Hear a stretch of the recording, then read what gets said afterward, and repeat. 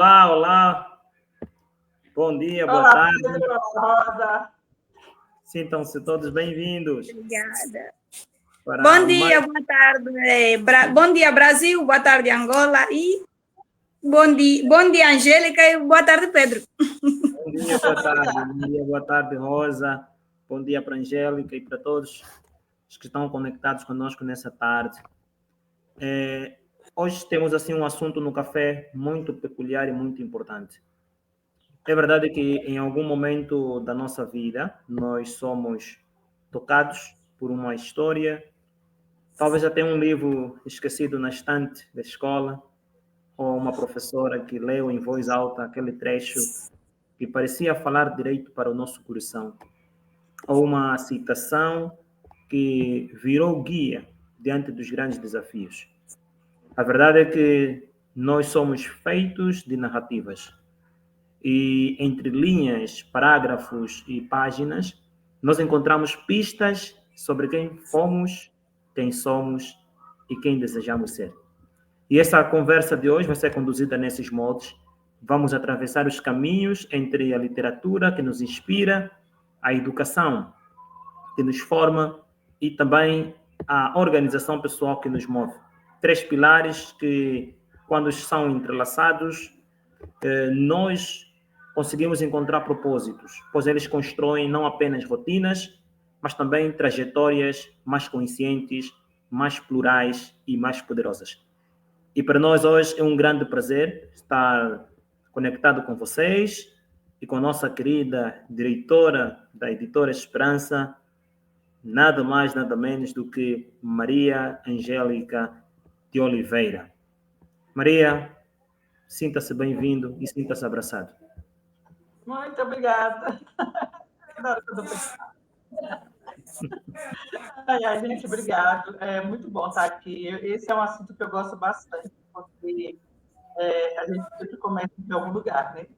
E sempre tem aquela pessoa que tira a chave, né? Aquela pessoa que te deu um livro, aquela pessoa que falou alguma frase, que falou alguma coisa, e isso é muito bom. E é sobre isso que a gente vai falar hoje. Olá, Rosa. Com certeza, com certeza. Rosa, hoje, no tema Entre Linhas e Destinos, as histórias que nos movem. O que você acha deste tema?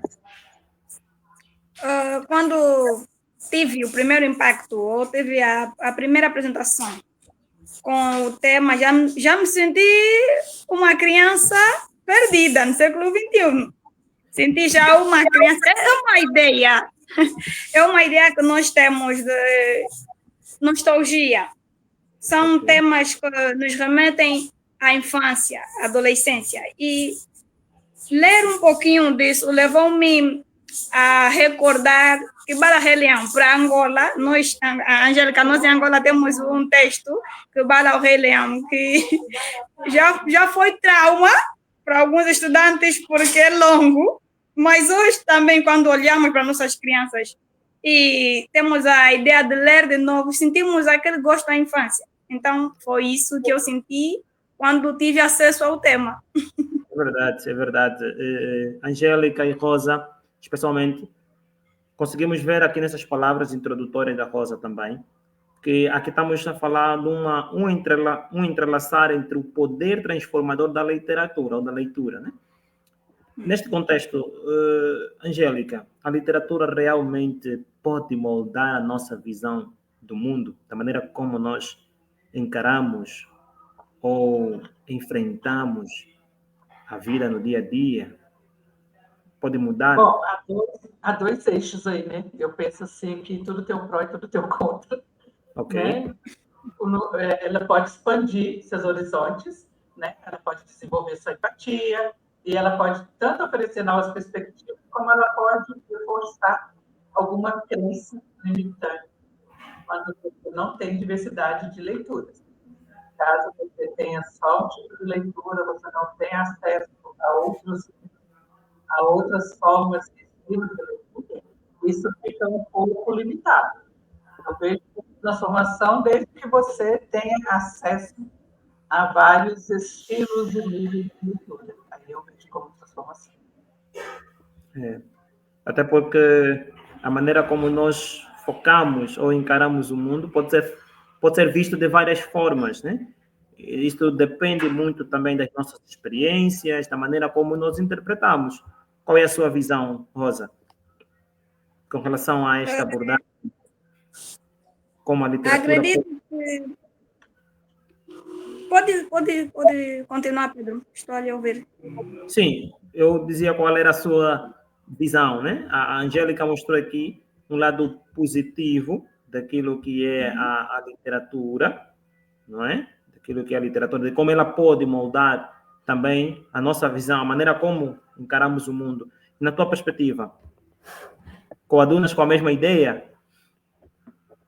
Sim, estou de acordo, porque quem lê um livro nunca é a mesma pessoa. E cada dia que passa, com a dinâmica que temos acesso a muitos livros. E lendo eles e pesquisando ainda mais, é o que dizem, é o prato principal, a entrada. Quando nós lemos um livro, dá-nos a ideia de que temos que procurar mais e procurar ainda mais conhecimento. Através do primeiro livro que lemos na infância, nós temos o gosto pela leitura e o gosto por pesquisas. Com certeza. Mostrando assim que conhecimento não ocupa espaço. E um livro leva ao outro. E quando demos por nós nessa senda de jovens e jovens senhores, jovens, adolescentes, criança, já lemos muitos mais livros com relação à nossa idade. Exato. E, nesse caso, acredito eu que os livros que lemos na infância têm uma grande influência na vida adulta. Assim, Angélica, você teve algum livro que te influenciou na infância, que continua te influenciando até agora? Isso também, faço essa pergunta também para a Rosa, né? Tem, assim, algum livro marcante que você influenciou? Gente, eu tenho vários. O primeiro livro que eu ganhei, que é o primeiro livro assim, que eu ganhei de presente, foi o Pato Bolé, que é uma história infantil. E eu tenho esse livro, eu tenho meus livros até hoje, que eu ganhei. Mas tem uma coleção que chama Vagalume, que eu sou apaixonada. E o primeiro livro que eu li foi A Ilha Perdida, que é uma história onde o rapaz se perde numa ilha e ele vive uma história bem legal lá. Não vou contar o livro, né? Quem quiser ler, né? Mas, assim, aí que veio, como eu sou escritora, eu escrevo muito coisa investigativa, essa ponta veio daí.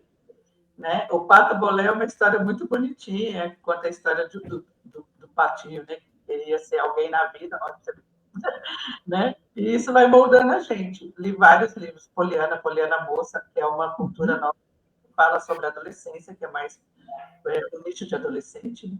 Que fala sobre as transformações, que sai daquela fase da infância para a adolescência.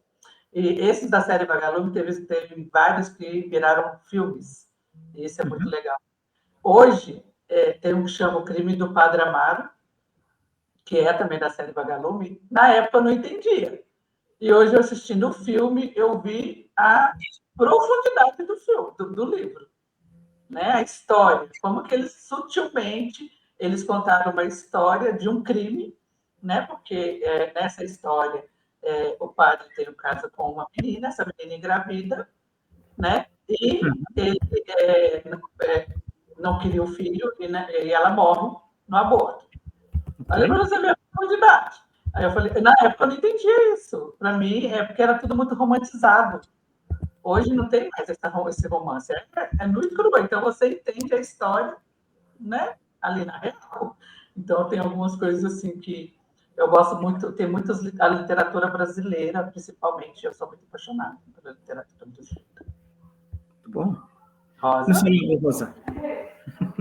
O primeiro livro que eu tive acesso foi O Príncipezinho. E olha que quando eu era mais pequena, ao ler esse livro, por ter a Rosa aí, acho que todo mundo que teve acesso a esse livro infantil sabe que eu tenho uma Rosa aí. Eu achava que a Rosa era eu. Tipo, o meu pai sempre dizia, não, Rosa, tens que saber separar as coisas. Eu, quando mais pequena, não separava. Então, era tipo, Rosa sou eu. E foi assim, eu fui crescendo com a ideia de que a Rosa era eu. Hoje, eu posso ver que já adaptaram para cinemas, para criancinhas, o filme. E eu fiquei a me perguntar, tipo, como assim? O meu livro tem um filme, tá vendo?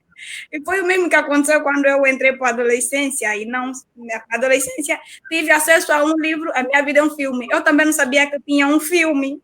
E eu fiquei, como é que o meu livro tem um filme, tá vendo?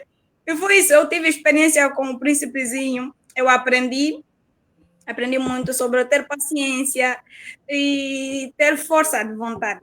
Mas na altura, quando eu era mais pequenininha, eu só achava que a Rosa era eu. Uau, esse é o... Para a gente, o Príncipezinho é o Pequeno Príncipe. Com certeza. Olha, qual foi o livro que te marcou? Um dos livros que me marcou foi de Onjaki. Onjaki é um dos escritores angolanos muito conhecido, até mesmo a nível internacional, e ele consegue fazer assim, trazer assim um pedacinho de cultura, mas em jeito de brincadeiras e de acordo com aquilo que é a cultura angolana, né? E o livro é Histórias Velhas, Roupas Novas, né? Traz assim uma coletânea de contos que mistura a tradição oral angolana com uma linguagem simples e que é encantadora para crianças.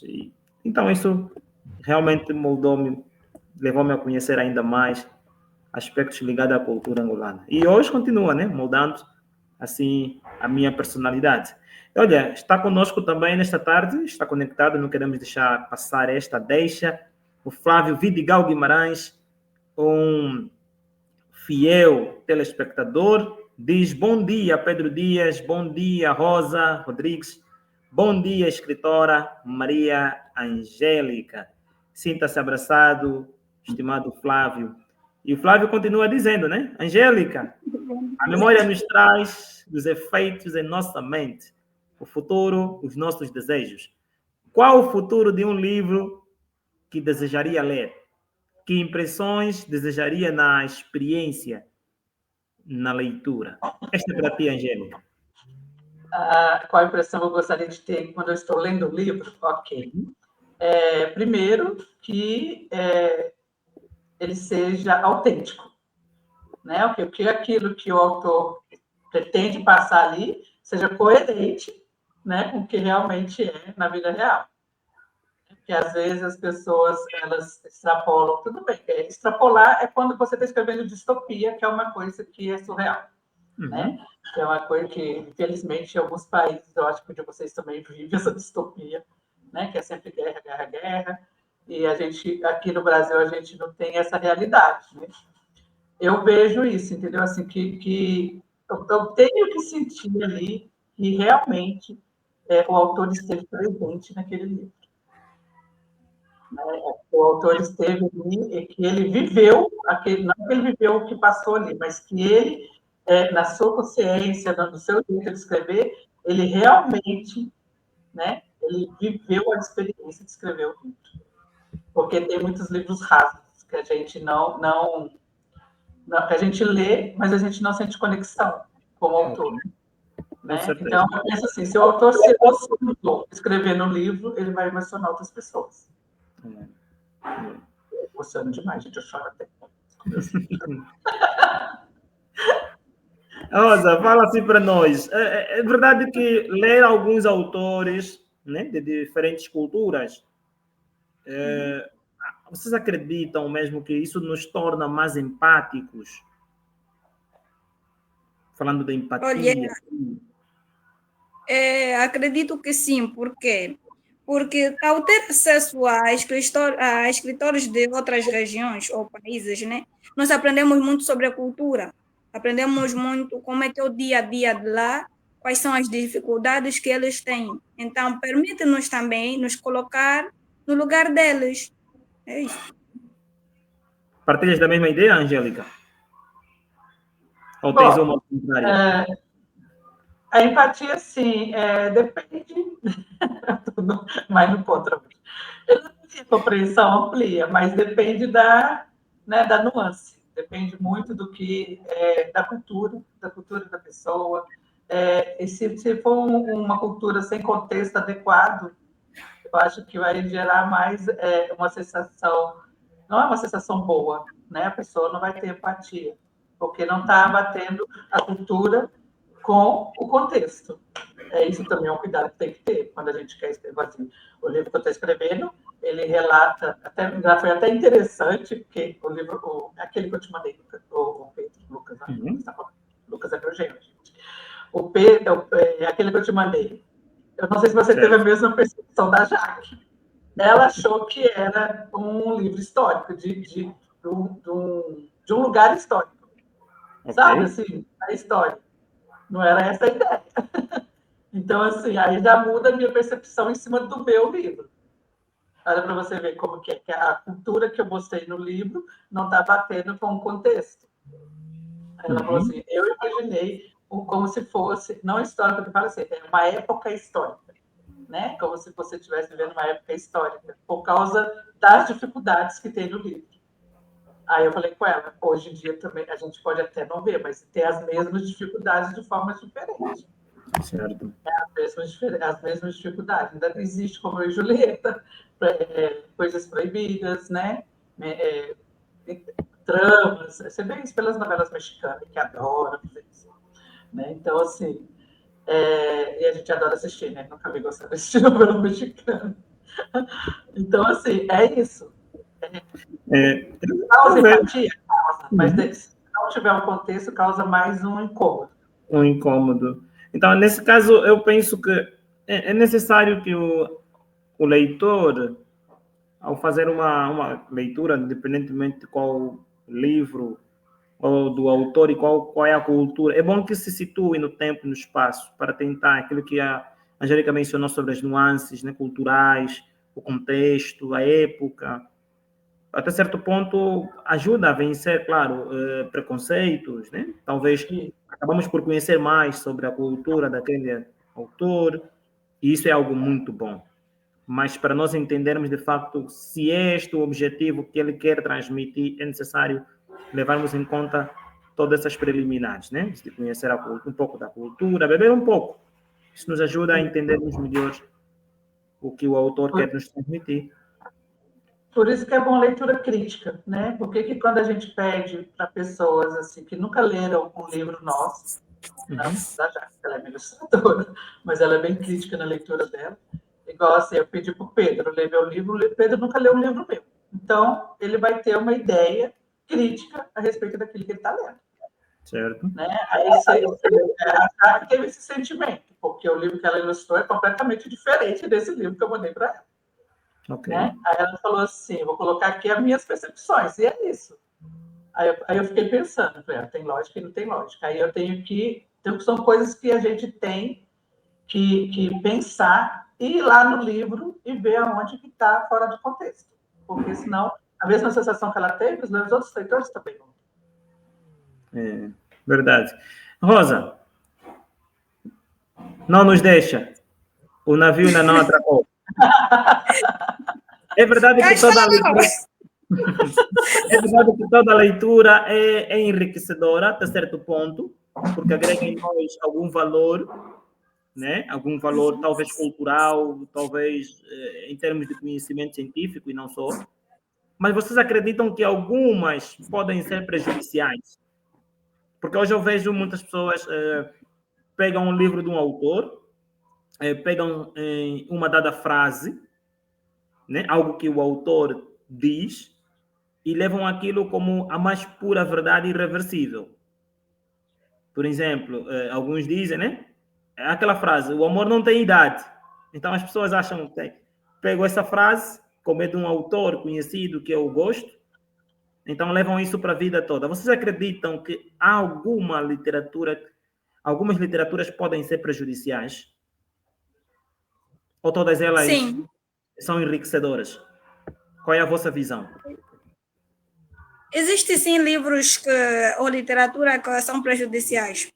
Tem livros que incitam ao ódio, ao racismo, e esse tipo de livro prejudica. Por quê? Porque a ideia que nós temos é nos refugiar a um livro que nos permita ter empatia, ter amor ao próximo. E quando lemos livros desse gênero, automaticamente desmutilam o que nós temos aprendido durante a fase do crescimento, ou da infância à idade adulta.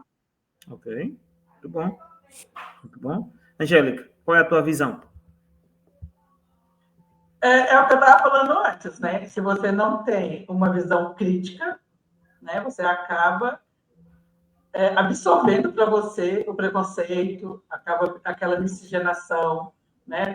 Quando você analisa, é o que eu falei do crime do Padre Amaro, né? Na época que eu li, que a gente, infelizmente, aqui nós temos uma cultura de que é obrigado certas leituras, né? Não deveria, mas graças a Deus eu tive uma professora sensacional, que essas leituras que eram obrigatórias, ela fez em formato de teatro, né? Então, na época que eu li o livro, eu não tinha essa leitura crítica. Para mim, era um romance. E não era um romance, né? Não é à toa que chama O Crime do Padre Amaro. Aí eu não entendi essa conexão de crime e o padre, porque na minha mente o padre era uma coisa sagrada, né? Aí agora que eu vi o filme, que eu entendi real conexão, né, do livro.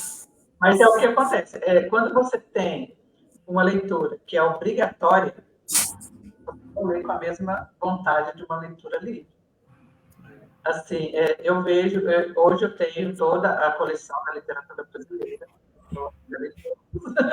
e eu gosto bastante. Umas leituras, temos que são mais difíceis, porque tem palavras mais difíceis, mas para a gente enriquecer o vocabulário é ótimo, né? E eu procuro ver esse lado crítico, para não ser influenciada por aquilo que está no livro. Ok. Né? Eu falei com a Thaís que eu odiei ela, eu acabei de ler o livro dela, que eu falei que eu não ia conversar com ela durante um mês, porque eu estava absorvendo o livro dela ainda. Foi bem assim, eu não quero te dar o feedback agora, porque eu não estou preparada para te dar o feedback agora. Eu tenho que absorver seu livro primeiro. Okay. Porque ela cutuca, ela mexe na ferida. Né? Então, foi isso. Eu penso que é prejudicial quando você não se dá a oportunidade de ir além daquela leitura que você está lendo ali, sabe? Ok. Olha, tem uma pergunta aqui do Flávio Vidigal, né? Pergunta assim, Angélica, você aprecia um estilo literário voltado à expressão de mistura de imaginação e realidade, uma ficção biográfica? Aprecia? Obrigada, Flávio, mais uma vez. Bom, vamos lá. Biografia e ficção, né? Pode ser visto assim de várias formas. A biografia, ela é um gênero que você coloca ali, né? Narra a vida de uma pessoa real. Está falando de uma pessoa real. E quando você joga a ficção dentro disso, né? Você vai criar histórias que não foram reais na vida daquela pessoa. Ok. Cuidado com essa linha tênue de você colocar palavras, como quem diz, né? O pessoal fala, colocar palavras na boca da pessoa que ela não falou. Eu acho que pode ser baseada, sim, só que você não vai restringir àquela pessoa em si. Você pode... esse é o cuidado, entendeu? De você colocar ali fatos que não são reais. E aí, quem está lendo, né? Quem está lendo é o tal dos fake news de hoje. Né? Quem está lendo acha que aquilo é real, tanto para o bem como para o mal. Se for para o mal, pior ainda, porque a pessoa é agredida de várias formas, né? Tanto verbalmente quanto na mídia, né? Então, assim, é isso. Quando você mexe com biografia, que você está falando sobre, por exemplo, estou fazendo a minha biografia, você começa a colocar fatos assim, que você imaginou dentro da minha história, eu não vou nem saber falar a respeito disso, falar a verdade. Porque faz parte de mim. Né? Tem pessoas que escrevem, tem pessoas que fazem isso. Eu acho legal colocar na realidade, desde que você não induza o leitor, né, a pensar que aquilo... tomar o cuidado de avisar, né, que aquele livro inclui fatos reais e fatos não reais. Tem uma linha muito tênue nisso daí, sabe? De você colocar esses dois estilos juntos. Porque hoje em dia as pessoas levam tudo muito ao pé da letra. Com certeza. É mesmo ao pé da letra, né, Rosa? Mas aqui, do jeito que o autor falou e do jeito que ele vê que é mais pura verdade, já ninguém muda, né? Isso é isso aí. Mas, na vossa visão, assim, eu vejo que, apesar de termos, por exemplo, muitos clássicos mesmo, que vêm com o seu conhecimento moldando gerações, e podemos beber muito disto, né? Vocês acham que ainda tem algo que esses clássicos têm algo para ensinar para as novas gerações? E se acham assim, né? Por que vocês acham assim, né? No caso. E quais têm sido os grandes desafios que levam muitos a não permitirem com que os clássicos os ensinem alguma coisa? Uma das coisas que talvez a Angélica já mencionou aqui, muitas vezes é a linguagem, né? A linguagem pode ser coloquial, de acordo com o tempo. Naquela época era muito mais fácil, talvez, a compreensão, mas para nós aqui, na nossa era, talvez seja isso um grande desafio. Temos que recorrer aos dicionários para compreender o que o autor queria dizer, ao contexto. O que vocês acham? Acham que esses clássicos ainda têm algo para ensinar para as novas gerações? Rosa e Angélica. Tem sim, tem sim. Eu tive acesso, o engraçado é que eu tive acesso a alguns livros que eu nem fazia ideia que existiam. Tive acesso e, por intermédio delas, eu pude analisar coisas que são antigas, mas têm uma relação enorme com a atualidade. Só que o que tu disseste, alguns termos aí dão-me um dor de cabeça. Tem termos que colocam nos livros antigos, que nós já não colocamos. E quando tu vais para pesquisar com a atualização dos dicionários, fica meio difícil. Eu acho que é isso que leva, tenho certeza, né? Creio que é isso que leva muitos jovens a não lerem alguns livros antigos, porque a dificuldade de traduzir. Porque agora, como tudo é mais atualizado, tem termos que nós usamos que antes não usavam, e tem termos que lá usavam, que agora não usam. Mas, contudo, temos bons clássicos, não só a nível nacional como internacional, que requer mesmo que nós leamos às vezes e tiremos um proveito. Mas tem que ser com muitos dicionários. Uma Google bem aberta aí, é difícil. Essa, Rosa. Essa Rosa, mas é o lado positivo, Rosa, que as pessoas vão aprender palavras novas. Aí está, palavras novas. É enriquecedor, no sentido tem um lado positivo. Tem um lado positivo. Você pegar é positivo, né? Aprendemos coisas novas, mas para uma juventude que não tem muita ligação com a literatura, uma juventude que não olha para livros como melhor amigo, logo que se conectarem com uma palavra meio que antiga ou difícil, desistem logo. Sabe? A dificuldade está aí. Como não tem muito hábito de leitura, logo que tem acesso a livros antigos, uma palavra difícil, motivo suficiente para dizer, não, vou pegar amanhã. Não, sabe o que é interessante? É que a gente inicia quando a gente dá um livro para uma criança ou um adolescente, tem que pensar nisso, porque a gente devia iniciar o gosto pela leitura através da escrita. É você ensinar os estilos, né? Que pelo menos eu gosto bastante do Idriso, tem na Casa dos Poetas, que é onde eu sou gestora, Casa dos Poetas da Poesia, lá tem várias oficinas. E tem uma oficina, tem oficina que você faz, que você tem que estar com o dicionário do lado, porque você tem que fazer o texto. Por exemplo, a gente tem que iniciar o texto. Gente, eu esqueci o nome, vou ter que entrar aqui para me ver o nome da oficina rapidinho. Nesse tipo de estilo, você começa, por exemplo, nós vamos escrever tudo com a letra A. Só que esse texto ele tem que ter uma conexão. Você não pode simplesmente chegar, né, e escrever ali o texto de qualquer jeito, pegando qualquer palavra, né? Não é o acróstico. Espera aí que eu vou achar. O acróstico é quando você pega a primeira letra. Por exemplo, eu quero escrever um acróstico de Maria. Certo. Né? Então, eu vou pegar o M, o A, o R, o I e o A. E com essas, eu vou escrever cada um numa linha. E eu vou escrever o texto. tautogramas. Nossa, fugiu legal aqui o nome.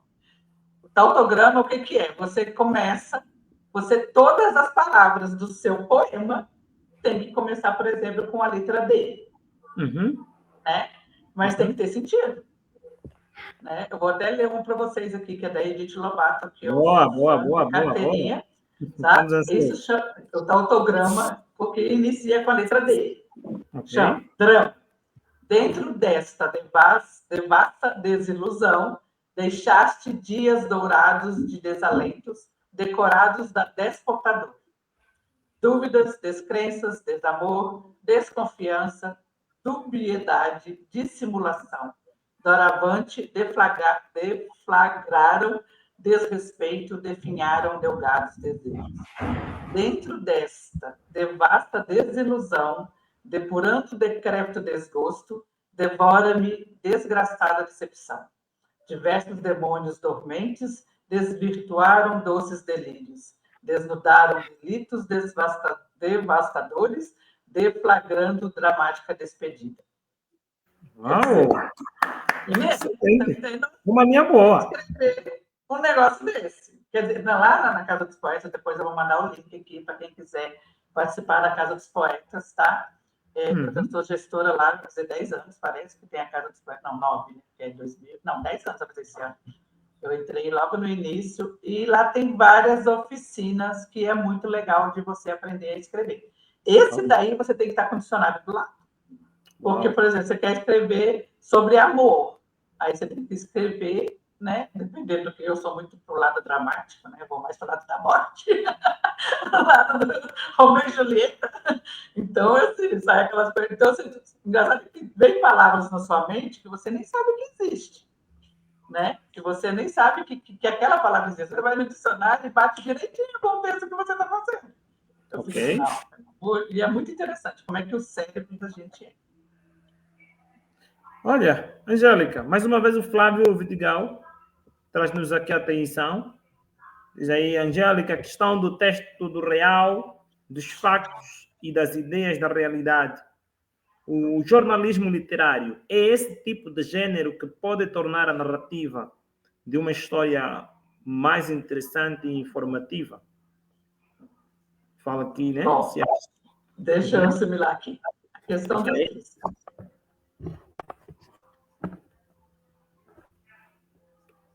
Bom, jornalismo literário, vamos lá. Tem vários tipos de jornalismo, né? Então, assim, peraí, só um minutinho. O que acontece? Quando você vai para esse lado da literatura, é uma coisa muito... Isso é chamado de novo jornalismo, né? O que acontece? A pessoa ela vai se especializar, né, com a arte da literatura. E quando a pessoa vai para esse lado, que é um lado que ele não é, né, ficcional, ele não vai pelo lado de construir ideias, então ele fica na construção de grandes reportagens. E para construir uma grande reportagem, você tem que saber fazer história. Né? Então, o que a pessoa faz? Ela usa esse tipo de jornalismo, né, que junta a literatura para fazer aquela história que está acontecendo ali ficar mais, principalmente se for uma coisa ruim, vai ficar mais, como é que eu posso falar? Intragável. Eu não sei se é essa palavra, assim, mas você vai conseguir engolir melhor aquela história. Né? Você vai transformar a realidade em uma coisa ruim, só que aí como eles contam toda a história do indivíduo antes, se o indivíduo morreu lá, foi encontrado lá. Nem pode falar isso no Urbano, mas... Né? Aí você vai contar toda a história da vida da pessoa, tudo que aconteceu, até chegar no ponto real da notícia. É uma forma de não chocar, né? É uma forma que as pessoas têm de não chocar o público em si. Eu acho que torna bem mais interessante, porque, querendo ou não, a gente gosta de um pouco de tragédia na vida, né? Quando são tragédias... Já viu quando a tragédia chama mais atenção? Quando eles fazem aquela história? Né? Aquela coisa, coloca toda aquela coisa ao redor ali.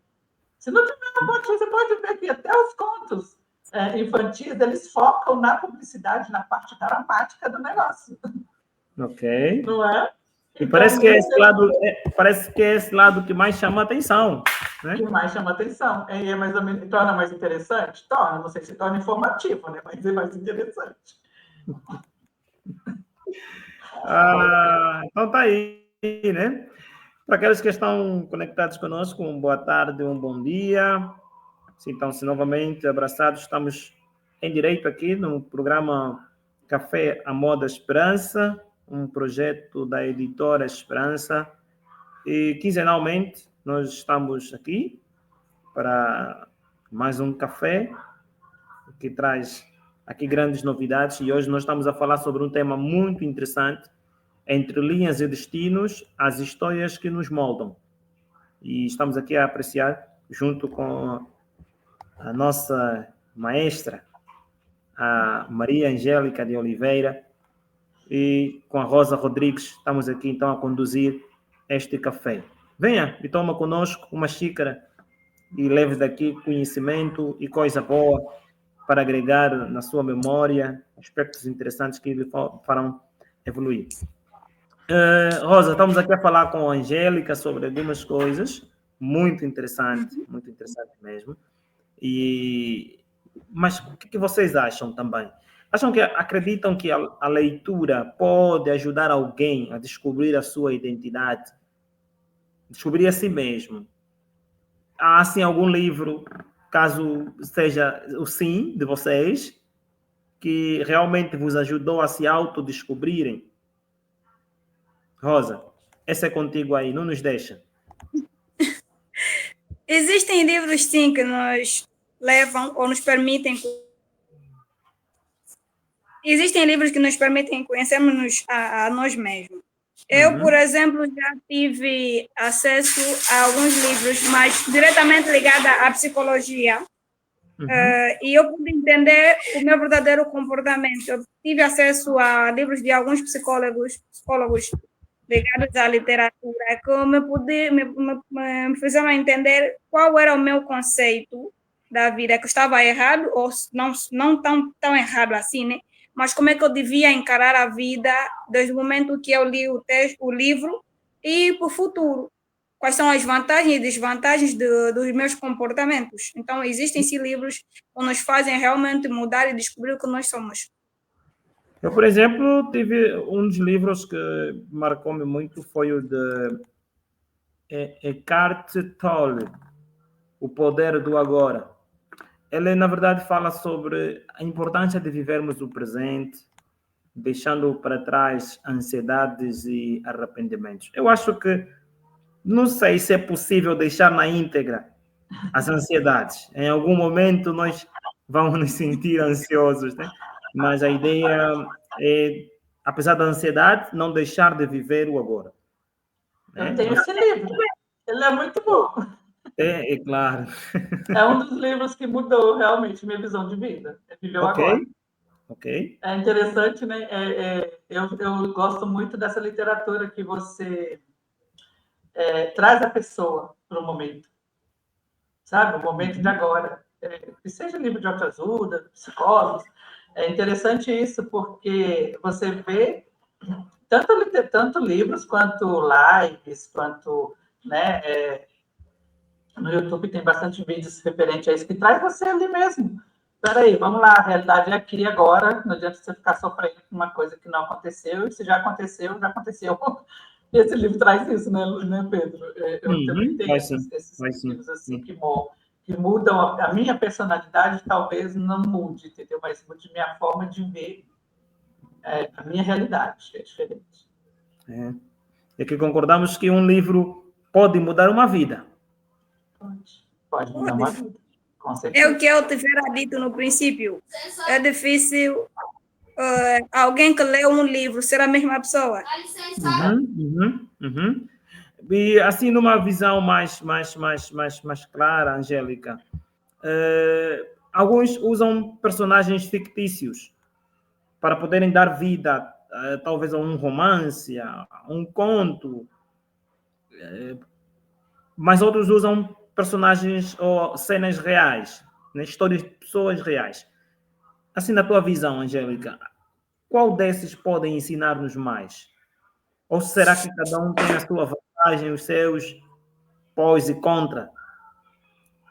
Os personagens fictícios e os personagens reais. Qual tem maior impacto? Qual causa maior impacto na vossa visão? Bom, na minha visão, né? Eu vou trazer a Thaís de novo como minha referência, porque ela mudou a forma de escrever. Porque ela escreve a realidade. Né? Ela acabou de tirar aquele véu, não que eu não seja romântica, porque eu sou, mas ela acabou de tirar aquele véu de romantismo que a gente tem em cima de certas literaturas. Né? Ela foi ali, nu e cru. Então, assim, é isso. Eu falava assim com ela, mas por quê? Ela falou, porque a vida é assim, criatura. Você tem que aceitar que a vida é assim. Eu falei, mas eu não quero. Quer dizer, a gente ainda tenta manter aquela coisa assim de história de final feliz, né? A pessoa tem que estar preparada para ler um livro desse, gente, sinceramente. Ela já até avisa que o livro dela é cheio de gatilhos, se você não estiver preparado, você não consegue. Você fica muito revoltado. Entendeu? Então, assim, mas ela mudou a minha visão, tá? A minha visão de escrita. Tá? Eu e Thaís, a gente é amiga há muitos anos. E, assim, quando eu leio os livros dela, eu realmente sinto que ela realmente consegue passar. Okay. É a realidade. E ela conta histórias que já passaram, mas que o tema são atuais. E ela cria história em cima dessa. Aí você lê, começa a ler, né, achando aquela maravilha. Na segunda página você já leva o tombo. É desse jeito. É legal? Eu acho muito legal esse tipo de... Mas se a pessoa não estiver preparada, né, ela fala assim, não quero ler esse tipo de literatura. Okay. E as pessoas... a romantização da literatura em si é o que faz com que as literaturas atuais, que são mais diretas, mais reais, né, coloquem esse tipo de dificuldade, sabe? Assim, eu me proponho a ler tudo, até os livros que eu não gosto, né? Mas aí eu falo assim, que são momentos. Eu não gosto naquele momento. Mas talvez em outro momento eu possa gostar, entendeu? É o que acontece com a literatura brasileira. Com certeza, Angélica. Com certeza. Olha, o Flávio Vidigal diz parabéns pela interessante conversa nesta live e ainda diz também boas observações, Rosa. Realmente livros sobre psicologia têm importância. Sim, com certeza. Com certeza. E nós concordamos inteiramente com essa visão, né? Os livros, cada um tem um impacto. E olhem que é interessante que as histórias reais, quando elas são trazidas à tona por meio de páginas dos livros, nós até podemos encontrar semelhanças em algumas coisas. Talvez talvez um livro de alguém na internet, por ali, mas ela tem uma particularidade, tem uma essência sua, uma natureza muito forte. E aqui é um apelo especialmente para aqueles que desejam escrever livros, que antes da publicação, do reconhecimento do seu livro, textos que vão fazer parte do seu livro, melhor não colocá-lo assim, à disposição na internet, porque alguém poderá fazer uma cópia, né? E depois você ser confundido como uma ficção. Quer dizer, o original vai parecer o falso, e o falso vai parecer o original. Então, é só um rescaldo aqui, Angélica. Mas é isso mesmo, tem que tomar muito cuidado com... Hoje em dia, o plágio, a internet, ela facilita muita coisa, e tem que tomar muito cuidado. Eu mesmo já tive 10 textos meus roubados de dentro da Casa dos Poetas, que tudo que é meu está ali dentro. Okay. Né? E quem me avisou foi a Edith, que ela viu, que a Edith ela olha vários sites ao mesmo tempo. Ela falou assim, Angélica, esse texto é seu? Aí eu virei para ela, é meu? Mas onde está? Está em tal lugar. Se não foi eu que postei. Eu falei, não, foi outra pessoa que pegou e colocou o nome dela. E o texto era meu. E aí a gente foi ver, eram 10 textos. E assim, está tudo dentro da casa. E só tem acesso à casa quem a gente aceita. Essa pessoa era de dentro da casa, ela foi excluída, né? Porque a função dela era pegar texto das pessoas e colocar como dela. Uhum. Isso acontece, gente, vocês não têm noção do que acontece. Por isso que eu publico tudo num lugar só. Você não vai ver minhas coisas em outro canal que não seja a Casa dos Poetas. Então, assim, isso é muito importante. Rosa ainda dizia. A desvantagem muitas vezes do plágio é que a pessoa que vai plagiar já tem uns anos a mais na literatura e já tem um nível de seguidores muito elevado. Então, para tu dizeres para a pessoa que plagiou, não, a obra é minha, vão pedir provas. E ele é seguido por muita gente, tem muitos seguidores. As pessoas têm noção que a pessoa mais seguida é original, e nem sempre é isso. Nem sempre. Como é que você vai dizer que a obra é tua, assim, o número de likes no teu estado é menor com relação a dele? Não tem como. Mas eu consegui comprovar porque pelas datas das minhas postagens, né? Porque são textos assim, de 10 anos atrás. São os primeiros textos que eu coloquei lá na casa, que a gente chama de casa. E é complicado, né? Então, agora eles já são todos, tá? Todos já têm um cadastro. Então, quem pegar vai dar como plágio, porque já estão todos com direitos autorais. Não tem um texto meu que não tenha direitos autorais. Então, se a pessoa pegar, ela vai ser como plagiadora. Isso é muito importante, gente, não é caro, tá? Você pega tudo que você tem, coloca tudo num livro só. Aí você vai, aqui no caso é a Câmara Brasileira, né? Câmara Nacional Brasileira, que é onde a gente faz esse cadastro. Ali, ele vai ter minha obra inteira. Pode ser um livro só. Você vai colocar tudo dentro desse livro e você vai cadastrar na Câmara Nacional. Aí não sei como é que é, aí na ata. E ali, quando a pessoa, por exemplo, você pegou um texto seu e ela vai jogar em algum canal, onde está cadastrado, vai falar que aquele texto ali tem direitos autorais. Aí já vai saber que é um plágio.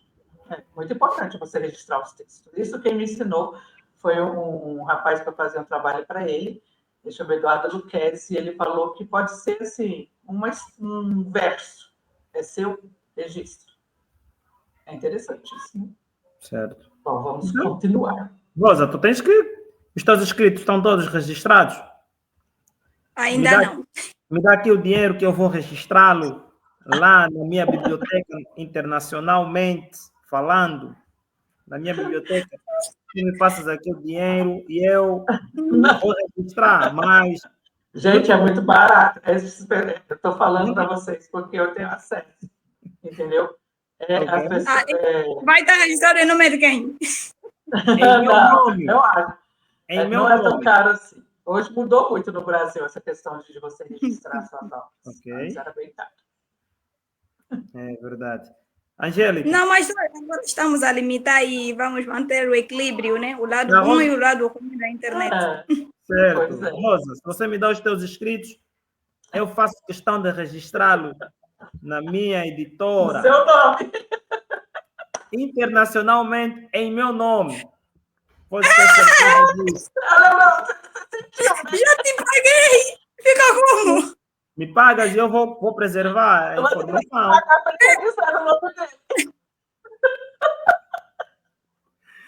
Isso eu roubo 2 vezes.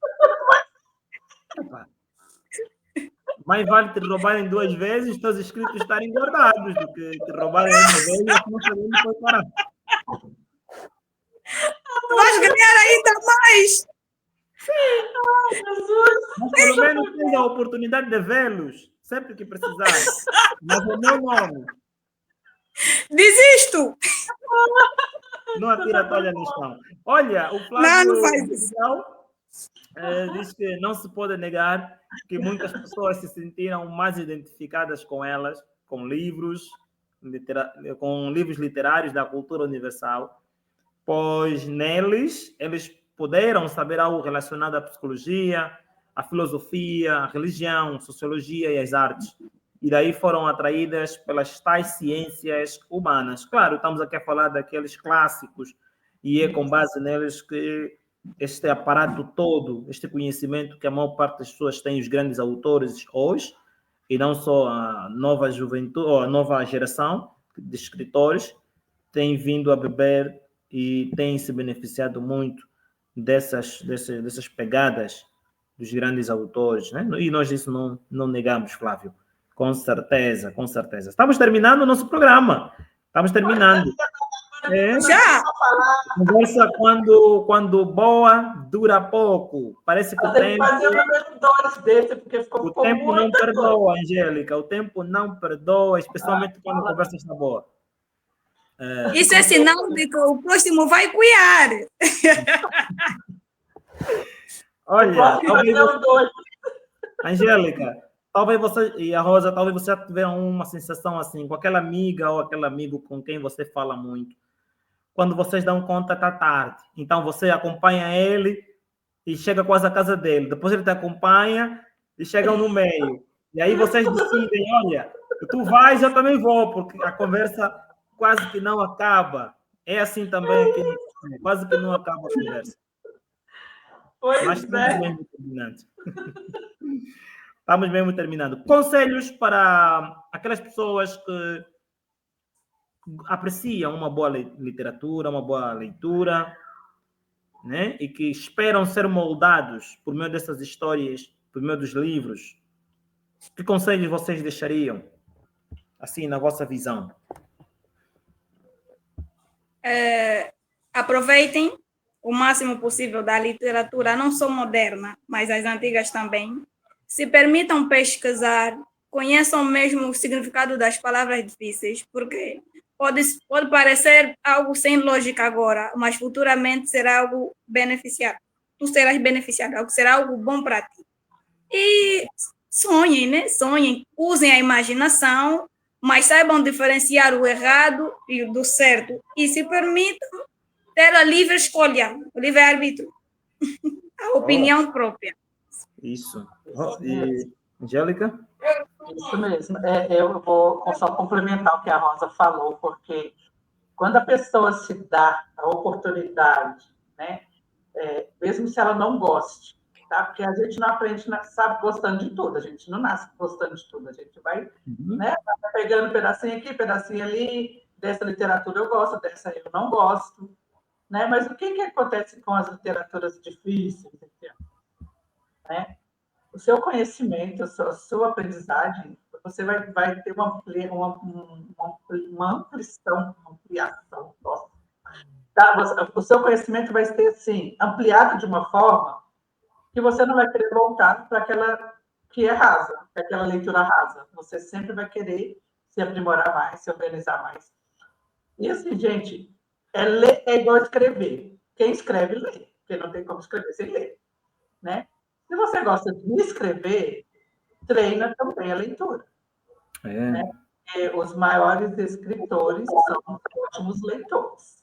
É verdade. Porque é uma bagagem. Isso, essa professora minha de português, ela falava, chamava Noêmia, e ela falava, quando você lê, você transcende. Né? Você consegue coisas que são inimagináveis. E quando você escreve e usa o que você leu, aí você transcendeu o dobro. Porque você conseguiu colocar no papel toda aquela aprendizagem que a leitura te deu. Isso. Então, assim, eu sou da opinião que deem livros de presente. Deem livros de presente. Isso não é assim. E de acordo com a idade de cada um. Porque hoje, na era digital, está tudo muito digital, muito focado na internet, no celular, nas coisas. Tem os audiobooks, tem os livros. Audiobooks, eu gosto muito de ler o livro, ver o filme e depois escutar o livro. Eu gosto. Porque você consegue ter percepções diferentes em vários formatos diferentes. Então, leiam. Só comecem de alguma maneira, de acordo com a faixa etária. Você não vai dar um livro poliana, no caso, que é um livro de uma criança de 7 anos, que ela não vai entender. É verdade, é verdade. Este é um ponto interessante. Este é um ponto interessante. E olha, nós estamos com novidades. Não queremos encerrar esse programa assim, mas queremos partilhar as novidades também que a editora Esperança, nos seus projetos, a obra e o autor e o café, a moda Esperança, vão passar por algumas mudanças, mas espera aí, gente. São mudanças importantes e que realmente são marcantes também. Por exemplo, os encontros vão acontecer agora quinzenalmente de forma alternada. 15 em 15 dias, pode ser a obra, pode ser o café, né? E nos dias em que não houver live, essa também é uma novidade, será entregue a nossa em inglês é um jornal online. É o jornal. É o newsletter. Exato, newsletter, que é um jornal. E olha que tema interessante para o nosso jornal. Pétala de Esperança. É um jornal online, onde você ficará por dentro de todas as novidades, as últimas novidades, eventos, acontecimentos, o que está acontecendo por detrás do pano de fundo, né? Aquilo que vocês só vejam às vezes de frente, mas o que acontece lá atrás. E nesse mesmo jornal, deixa cá dizer-vos que teremos a oportunidade de ver publicado poemas de muitos autores da nossa casa. Né? Então, se quer ver o seu texto, ou poema, ou evento importante, voltado para a literatura, aqui atenção, né? Divulgado aqui no nosso jornal online, envie seu material diretamente para a nossa diretora da Editora Esperança, Maria Angélica de Oliveira. Tenho a certeza de que estas são as grandes novidades. Contamos com a colaboração de todos e participação de todos para que possamos fortalecer ainda mais essa nossa comunidade literária, especialmente a Editora Esperança nos seus projetos, como o Café Moda Esperança e também a obra e o autor.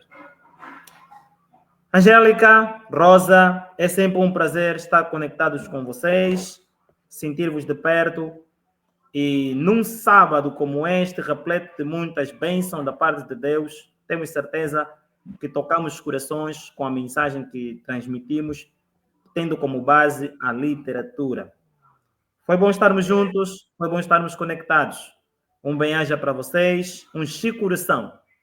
E que estejamos juntos daqui a mais alguns dias. Estamos juntos, companheiros.